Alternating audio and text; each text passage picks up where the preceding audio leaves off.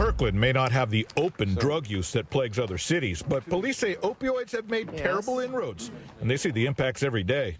Fentanyl is by far the most common, heroin as well. Lieutenant Sean Stredwick manages the city jail, which earlier this year began offering drug treatment services to anyone who was booked into the facility. Since we started the program, we've had 10 people either on or go through the program.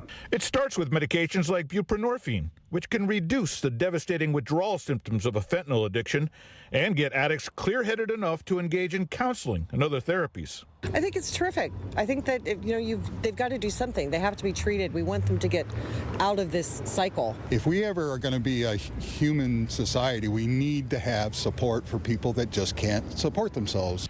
Drug addiction can lead to crime, and Kirkland police say offering help while people are in custody can potentially keep them from stealing or victimizing others in the future.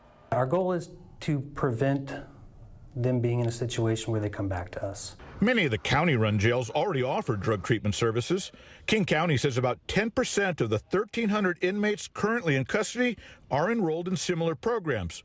Kirkland is now just matching those efforts. I think if you're treating people in jail, well, you've got a captive audience for sure. Kirkland is also offering referrals once inmates are released into the community to better support drug users who want to stay clean and out of jail. I anticipate that we will see a great benefit from it. Joel Marino, KOMO News. Right. I'll tell you, not only the students that I talked with today, but also a number of parents tell me that this recovery school is doing more than just keeping them sober. It's also keeping them on track to graduate, and several told me it quite literally has saved their lives. So when news came from one of their peer recovery groups that they also work with here after school that the principal is suggesting this school close at the end of the year, they immediately reached out to talk.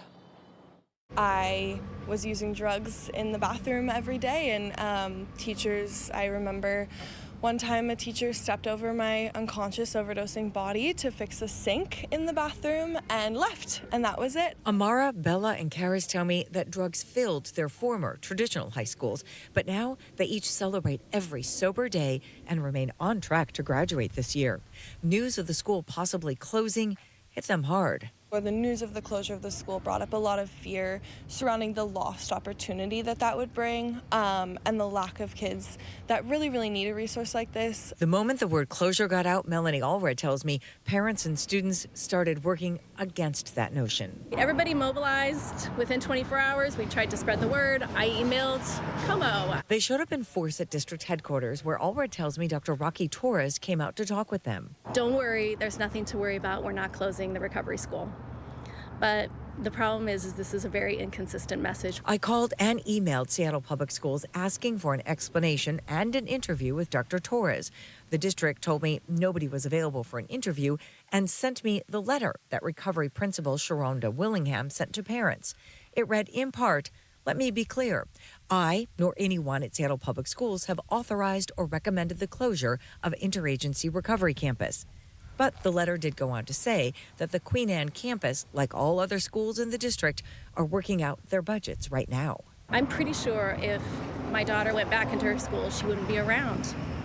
Our choice is to pivot and go to the recovery school. I really do believe they saved her life.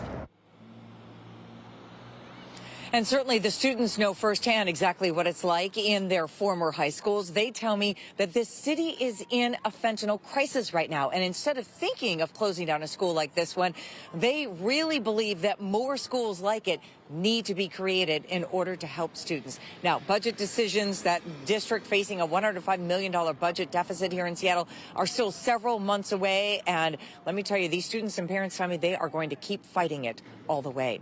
Live in Seattle, Denise Whitaker, KOMO News.